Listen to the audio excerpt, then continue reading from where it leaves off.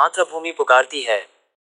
The Motherland calls Russian रोडिना मेट्जोइड, वोल्गोग्राड रूस में ममाइव कुर्गन पर स्टेलिनग्राद की लड़ाई के नायकों के स्मारक समूह का रचनात्मक केंद्र है। प्रतिमा को समाजवादी यथार्थवाद की सोवियत शैली में डिजाइन किया गया है। इसे मूर्तिकार येवगेनी बुचेटिच और स्ट्रक्चरल इंजीनियर निकोलाई निकितिन ने बनाया था और 1967 में इसे दुनिया की सबसे ऊंची मूर्ति घोषित किया गया था।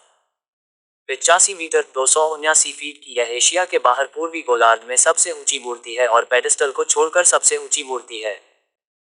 दुनिया में औरत ट्रैप्टोवा पार्क बर्लिन में वॉरियर लिबरेटर और मैग्नीटो गोस्ट में रियर फ्रंट मेमोरियल के साथ मिलकर स्मारक एक ट्रिप्टिच का हिस्सा है।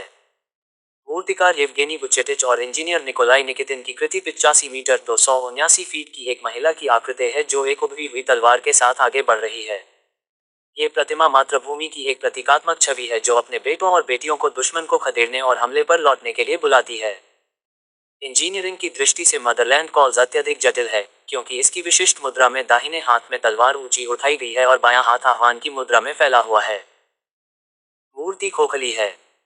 खोखली प्रतिमा के पीछे की तकनीक तार रस्सियों के साथ प्रीस्ट्रेस्ड कंक्रीट के संयोजन पर आधारित है, जो मॉस्को में निकितिन के ओस्टेंकिनो टॉवर के एक अन्य काम में भी पाया जा सकता है। पूरी मूर्ति के अंदर एक इमारत के कमरों की तरह अलग अलग कक्ष या कक्ष बने हुए हैं। मूर्तिकला की कंक्रीट की दीवारें 25-30 सेमी हैं। स्मारक का निर्माण मई 1959 में शुरू हुआ और 15 अक्टूबर 1967 को पूरा हुआ।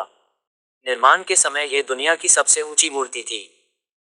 स्मारक परिसर के मुख्य स्मारक का जीर्णोद्धार कार्य 1972 में किया गया था, जब तलवार को पूरी तरह से स्टेनलेस स्टील से बनी दूसरी तलवार से बदल दिया गया था। ये सबसे अधिक संभावना है कि वुचेटिच ने डिस्कस्ट्रो अनीना डम्बदजे से आकृति और अपनी पत्नी वेरा से चेहरा बनाया।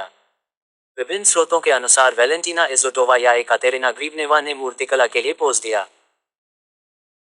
ये भी माना जाता है कि यह प्रतिमा पेरिस में आर्क डी ट्रायम्फ पर मार्सिलेस की आकृति के साथ समानता रखती है। रात में मूर्ति दूधिया रोशनी से जगमगाती है।